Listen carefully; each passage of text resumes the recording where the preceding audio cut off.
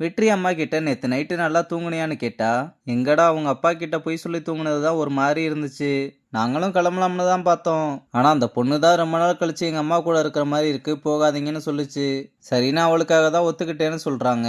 வெற்றியும் நான் போனதுக்கு அப்புறம் இவ்வளவு நடந்துச்சான்னு கேட்டு, சரி வா நான் ரெசார்ட்டை சுத்தி காமிக்கிறேன்னு கூப்பிட்டு போறான். அப்போ உத்தமே வந்ததுமே கையெடுத்து கும்பிட்டு நன்றி சொல்லி நல்லா விசாரிக்க, அட என்னம்மா என்ன பார்த்து எதுக்கு கையெடுத்து கும்பிடுறீங்க?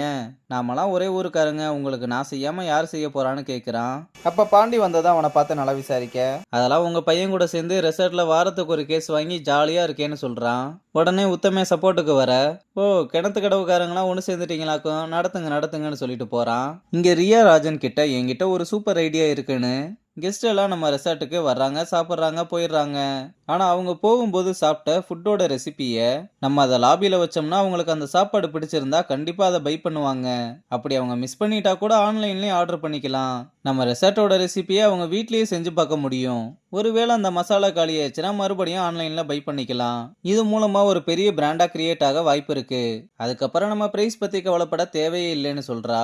ராஜனும் இதை கேட்க நல்லா இருக்கு, ஆனா எக்ஸிக்யூட் பண்ண நெடுமாறன் ஒத்துக்குவாரான்னு கேட்க, ஃபர்ஸ்ட் இது அப்பா கிட்ட சொல்லுவான், அவர் என்ன சொல்றாருன்னு பார்த்துட்டு அதுக்கப்புறம் என்ன பண்ணலாம்னு பார்க்கலாம்னு சொல்றா. அப்புறம் ரியா ரகுபதி கிட்ட விஷயத்த சொன்னதும் ரகுபதியும் இது நல்ல ஐடியாவா இருக்கு, கண்டிப்பா ஒர்க் அவுட் ஆகும். ஆனா இதுக்கு முன்னாடி யாராவது இதை ட்ரை பண்ணியிருக்காங்களா, அது ஒர்க் அவுட் ஆயிருக்கான்னு வெரிஃபை பண்ணிக்கோங்கன்னு சொல்றாரு. அப்படியே சிகரெட் எடுத்து பத்த வைக்க போக ரியா அதை பிடுங்கி இது உங்களுக்கும் நல்லதில்லை எங்களுக்கும் நல்லதில்லைன்னு சொல்ல அவருமே சாரி கேட்கிறாரு. அப்புறம் நெடுமாறன் கிட்ட இந்த விஷயத்த பத்தி நானே பேசிக்கிறேன், நீ எதுவும் பேச வேணாம்னு சொல்றாரு. ரியாவும் எப்படியோ எனக்கு அவர் ஓகே சொன்னா மட்டும் போதும்னு சொல்றா. அப்ப வெற்றி அந்த பக்கம் அம்மாவை கூப்பிட்டு வர, அவனை கூப்பிட்டு இவங்க யாருன்னு கேட்க அவனும் அம்மாவை இன்ட்ரோடியூஸ் பண்ணி வைக்கிறான். அவரும் அவங்கள நல்லா விசாரிக்கிறாரு. அம்மாவும் உங்க ரெசார்ட் ரொம்பவே நல்லா இருக்குன்னு சொல்றாங்க. ரகுபதியும் கட்டும்போது பார்த்து பார்த்து கட்டினது, நீங்க இந்த மாதிரி சொல்லும்போது ரொம்பவே சந்தோஷமா இருக்கு. உங்களுக்கு ஒரு பொண்ணு இருக்குல்ல, அவங்க வரலையான்னு கேட்க, அவ எக்ஸாம் எழுத போயிருக்கா, அவளுக்காக தான் நாங்க சென்னை வந்தோம்னு சொல்றாங்க. ரகுபதியும் பொண்ணை நல்லா படிக்க வைங்கன்னு சொல்லிட்டு வெற்றி கிட்ட அம்மாவை கூட்டிட்டு போய் ரெசார்ட்டை நல்லா சுத்தி காமிச்சிட்டு நல்லா சாப்பிட வைன்னு சொல்றாரு. அங்க கட் பண்ணா அம்மாவும் தங்கச்சிக்காரியும் ஊருக்கு கிளம்பிட்டாங்க போல. ஐசு கிட்டையும் நம்ம பாண்டி கிட்டையும் போயிட்டு வரேன்னு சொல்லிட்டு கூட இருந்து வெற்றியை பத்திரமா பாத்துக்கோன்னு சொல்ல, முருகருக்கு எப்படி மயில் கூடவே இருக்குமோ அதே மாதிரி கூட இருந்து பாத்துக்கிறேன்னு சொல்றான். யோ இம்ச பேசாம இரியான்னு சொன்னா தங்கச்சிக்காரி, பாண்டினா நீங்க ஒன்னும் ஃபீல் பண்ணாதீங்க, யார் இம்சன்னு எனக்கு தெரியும்னு சொல்றா.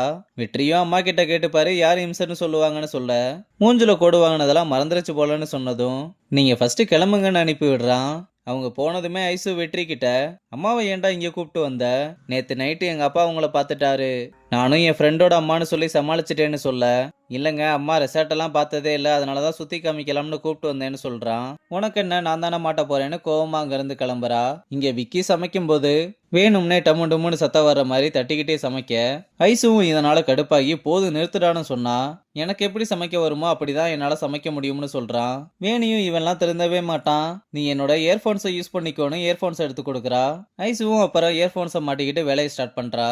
அப்புறம் ஸ்டோர்ல இருக்கும்போது வெற்றி உங்களுக்கும் விக்கிக்கும் என்ன சண்டைன்னு கேட்க, ஆமா என்னைக்கு தான் சண்டை இல்லாம இருந்திருக்கு, டம்மு டம்முன்னு அதிகமா சத்தம் கேட்டாலே நான் கொஞ்சம் பதட்டமாயிருவேன், நான் அதனால அஃபெக்ட் ஆவேன்னு தெரிஞ்சு அவன் மறுபடியும் பண்ணான், அதனாலதான் செம்ம கடுப்பாயிட்டேன்னு சொல்றா.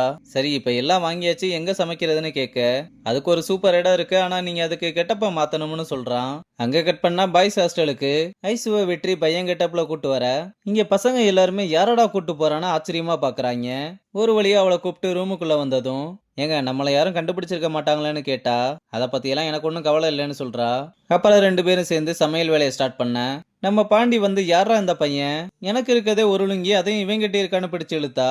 ஐசுவை பார்த்ததுமே சாக்காகிறான். அப்ப வெற்றி, என் துண்டை எத்தனை தடவை நான் யூஸ் பண்ணாதன்னு சொல்லியிருக்கேன், ஒழுங்கா குடியான்னு பிடிச்சு இழுக்க, டேய் வேணாண்டா மானம் போயிரும்னு சொன்னாலும் கேட்காம இழுக்க ஜட்டியோட ஒரே ஓட்டமா ரூமுக்குள்ள இருந்து வெளியே ஓடுறான். அப்புறம் ட்ரெஸ்ஸை மாத்திட்டு வந்தேன்னா முன்னாடியே சொல்ல மாட்டேயான்னு கேட்டா, இவன் தான் சொல்லியிருக்கணும், நான் என்ன பண்றதுன்னு கேட்கிறா.